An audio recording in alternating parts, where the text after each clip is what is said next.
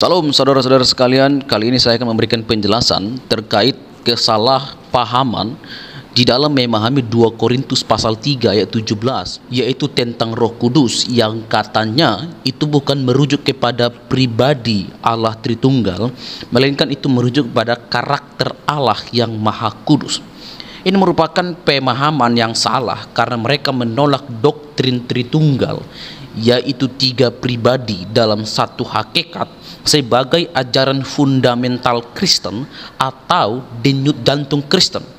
Mereka menolak karena mereka lebih mempercayai ajaran Oneness Pentakostalism yang percaya bahwa Allah adalah satu, baik dalam esensi maupun di dalam pribadinya. Di dalam 2 Korintus pasal 3 ayat 17, Paulus menulis, sebab Tuhan adalah roh, dan di mana ada roh Allah, di situ ada kemerdekaan. Ayat ini sering disalahpahami oleh beberapa orang yang mengklaim bahwa Roh Kudus bukanlah pribadi, melainkan hanya karakter atau sifat Allah yang Maha Kudus.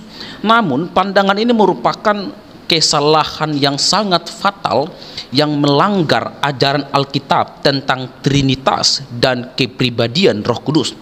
Berikut saya buktikan kesalahan-kesalahan yang terjadi di dalam pandangan ini.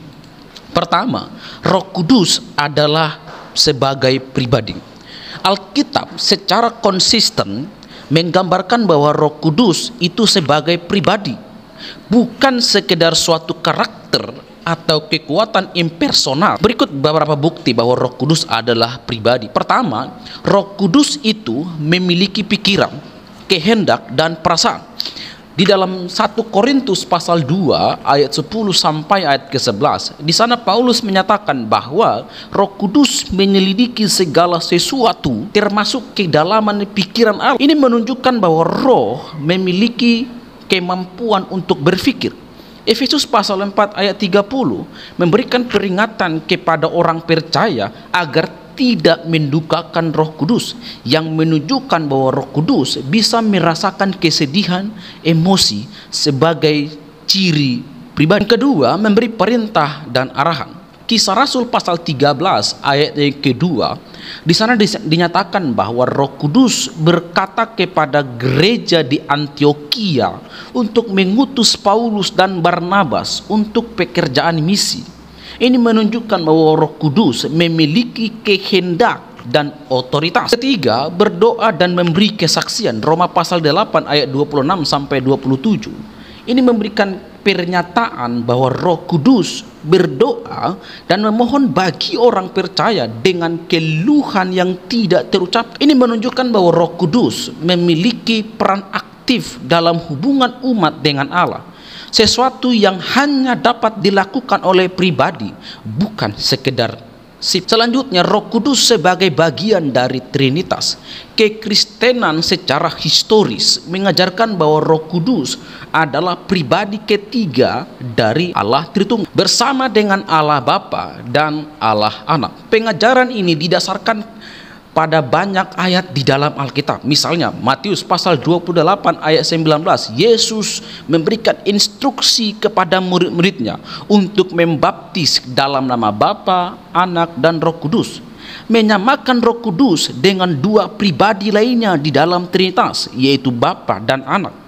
Jika Roh Kudus hanyalah karakter, ini tidak sejalan dengan penyebutannya. Di samping 2 pribadi yang jelas di dalam Allah Tritunggal. Yohanes pasal 14 ayat 16 sampai 17, Yesus berbicara tentang Roh Kudus sebagai penolong atau parakletos yang akan datang setelah Dia pergi.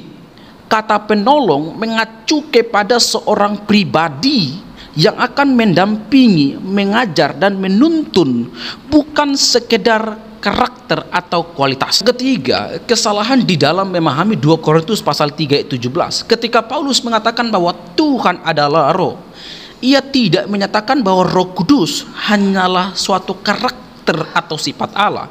Sebaliknya, ia menekankan bahwa Roh Kudus sebagai pribadi ilahi yang membawa kemerdekaan dan kehidupan baru bagi orang percaya, menggantikan perbudakan hukum Taurat.